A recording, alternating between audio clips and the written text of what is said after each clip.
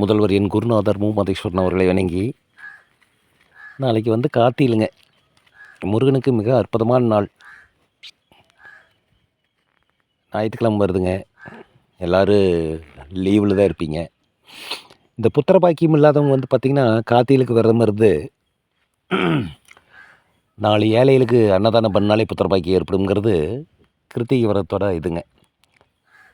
இந்த 6 படையில் எந்த படையில் நீங்கள் எங்கே இருந்தாலும் சரி, பக்கத்தில் இல்லை முருகனோட ஸ்தலத்தில் பக்கத்தில் எங்கே இருந்தாலும் சரிங்க, நாளைக்கு நீங்கள் புத்திர பாக்கியம் யாராச்சும் தடைப்பட்டிருந்தா, குழந்தை இல்லாமல் இருந்தீங்கன்னா, தொழில் வந்து முடக்கமாக இருந்தீங்கன்னா, நீங்கள் கார்த்திகையில் நல்ல விரதம் இருந்து அரளிப்பூவில் மாலை கட்டி, செவ்வரளியில் மாலை கட்டி கொண்டு போய் முருகனுக்கு போட்டுங்க.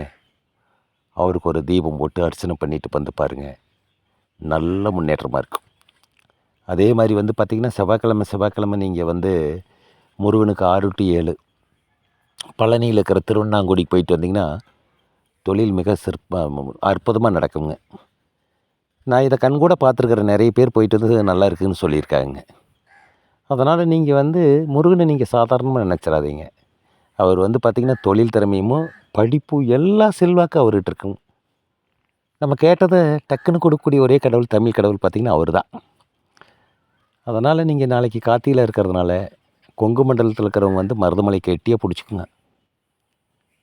பழனி திருவண்ணாங்குடி செவ்வாய் தசை நடப்புலேருந்து செவ்வாய் தோஷம் இருந்தாலும் நீங்கள் செவ்வாய்க்கிழமை முருகனை தரிசனம் பண்ணி அர்ச்சனை பண்ணிங்கனாலும் உங்களுக்கு செவ்வாய் தோஷத்தினால் ஏற்படுற தாக்கங்கள் கம்மியாகி திருமணம் நடக்கிறதுக்கு வாய்ப்பு அதிகமாக இருக்குதுங்க.